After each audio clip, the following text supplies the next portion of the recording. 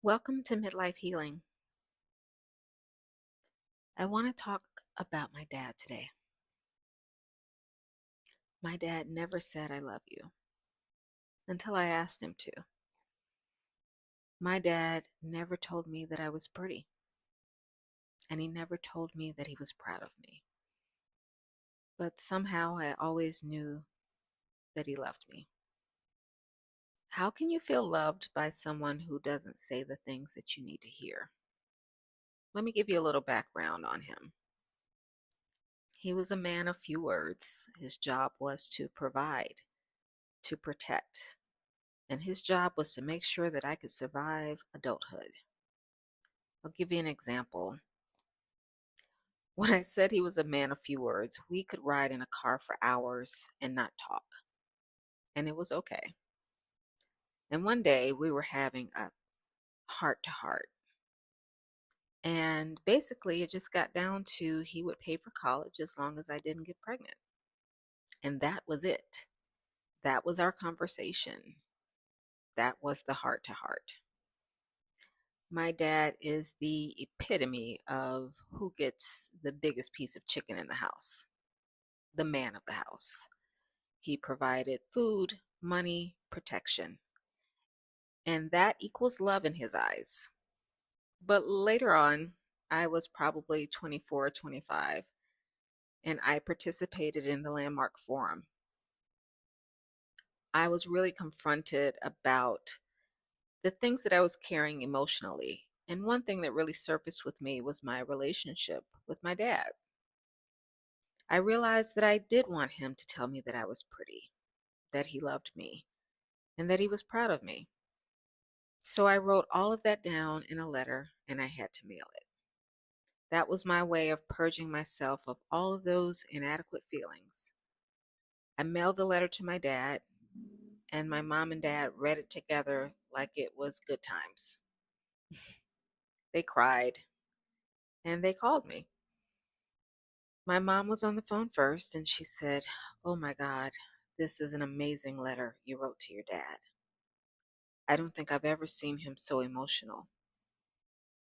And it was emotional for me because I didn't know what to expect. I didn't know what level of emotion she was speaking of. Was he going to be upset? Was he going to be mad? I just didn't know. But when he got to the phone, he just said, "Thank you for writing this letter. I honestly didn't know how to do these things, but I'll try." Oh my God, what? That was the weight of the world off my shoulders. He didn't become defensive. He didn't scream at me. He didn't say, "How dare you? I put a roof over your head. What more do you want?" He just listened.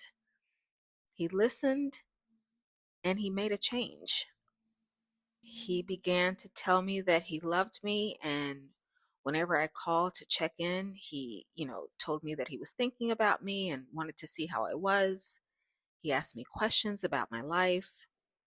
He became more emotionally available. And as the years went on, I got married. He poured love into my children. He taught them things. His relationship with them looked a lot different from when I was a kid. And I don't think he suddenly became a different man. I just think he finally understood what I needed him to do. My dad was raised to believe that his job was to provide, period. He wasn't taught emotional language. And he's not the only one. Generation X grew up with a lot of parents who loved their children deeply, but they weren't necessarily emotionally expressive. Understanding why someone behaved that way doesn't erase what you need. You can hold both truths. So I was hurt about what I didn't receive, but I also could recognize that my dad loved me with the tools he had. So we can talk about carrying old wounds, without ever saying them out loud. We assume our parents know, we assume our children know. We assume that there's plenty of time, but sometimes there isn't. Say the things out loud. Tell your mom you love her. Tell your dad you're proud of him. Tell your sisters and brothers you're proud of them. Tell everyone what they mean to you. Not because the past didn't matter, it's just because people deserve the opportunity to hear what's in their heart or what's in your heart while they're still here. Eventually, my dad learned to say the things that I needed to hear, and I got to hear them. And so that relationship was very different when he died than when I was younger.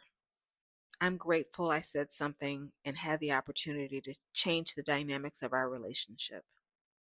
This is Midlife Healing. Thank you for listening.